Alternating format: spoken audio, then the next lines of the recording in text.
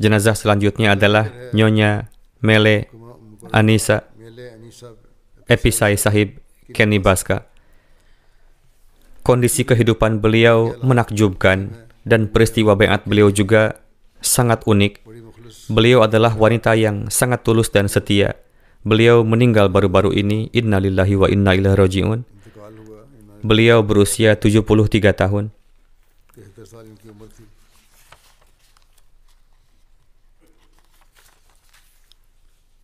Khaja Faisal Mubalig Karibas mengatakan bahwa Mele Anissa Episai Sahibah Karibas adalah muslimah dan Ahmadi pertama di jemaat Karibas.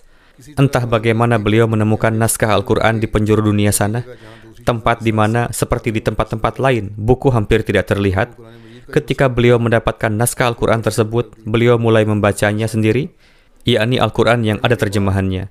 Setelah membacanya, Nyonya Mele Anissa Episai sangat terkesan oleh Al-Quran, sehingga beliau sendiri menyatakan beriman di dalam hati dan mulai mengenakan jilbab sejak saat itu. Ketika mubalig pertama jemaat Ahmadiyah almarhum Hafiz Jibril Said datang ke Karibas, beliau bertanya kepada orang-orang, apakah ada muslim di negeri ini? Lalu semua orang mengisyarahkan kepada Nyonya Mele Anissa Episai Sahibah bahwa hanya ada satu orang muslim di negeri ini. Merupakan karunia Allah Ta'ala semata bahwa ketika Ibu Mele Anissa Episai Sahibah menerima Islam di dalam hatinya, dalam waktu 1 tahun, mubalig jemaat sampai di sana atas instruksi Hadrat Khalifatul Masih yang keempat rahimahullah. Wanita muda pemberani tersebut telah mulai mendakwahkan Islam kepada keluarga dan teman-temannya pada waktu itu sebelum mubalig jemaat dapat sampai di sana.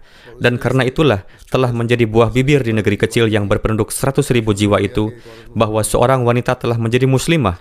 Untuk itu ketika mubalig jemaat almarhum Hafiz Jibril Said tiba di negeri Karibas, Allah telah memberinya seorang Sultan Nasir, yakni penolong yang telah dipersiapkan bagi jemaat. Beliau terkenal sebagai satu-satunya muslimah yang berjilbab dan bertablig kepada orang-orang. Ketika mubalig pertama Jibril Sahib datang ke Karibas, Nyonya Mele Anissa baiat dan bergabung dengan jemaat Ahmadiyah.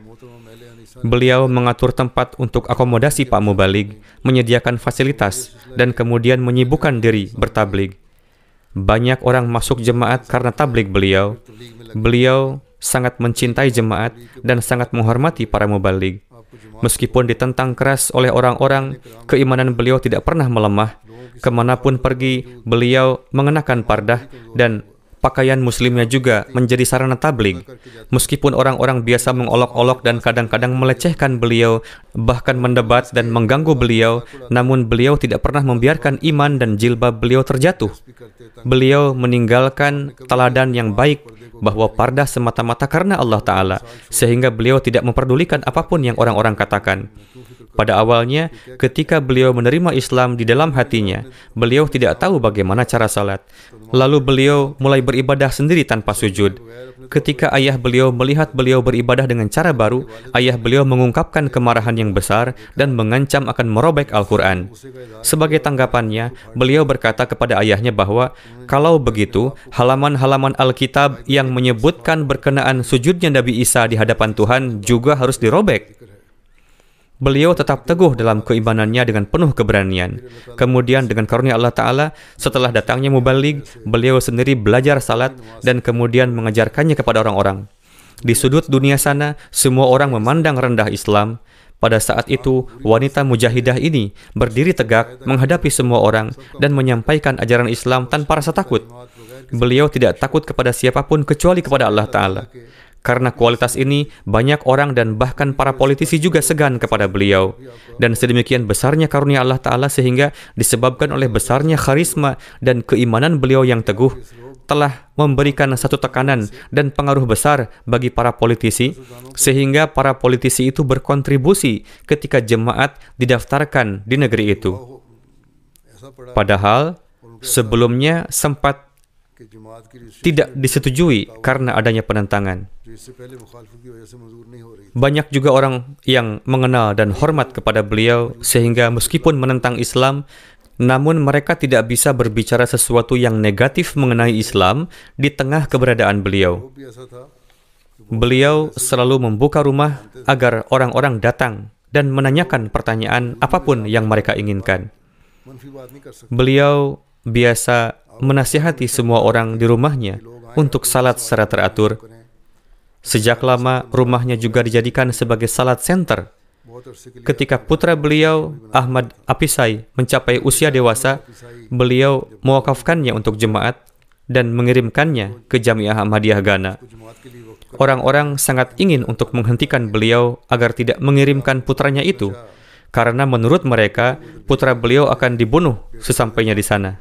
Tetapi beliau tetap mengirimkan putranya dengan bangga.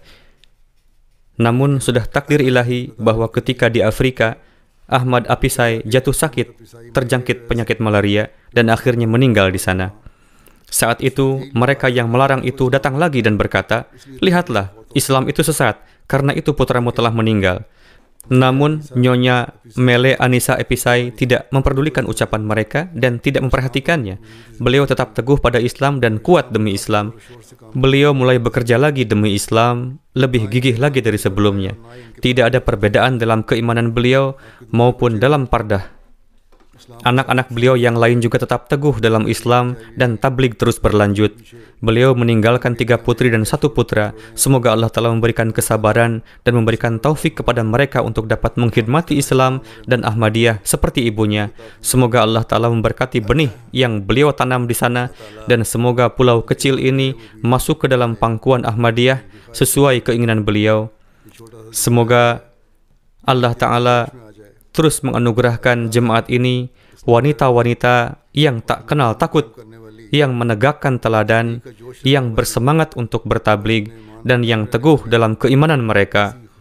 Dan semoga Allah Ta'ala terus menganugerahkan para ibu seperti ini yang telah memenuhi haknya untuk bertabligh lebih dari para mubalighin. Semoga Allah memberikan beliau maghfirah dan kasih sayangnya dan meninggikan derajatnya.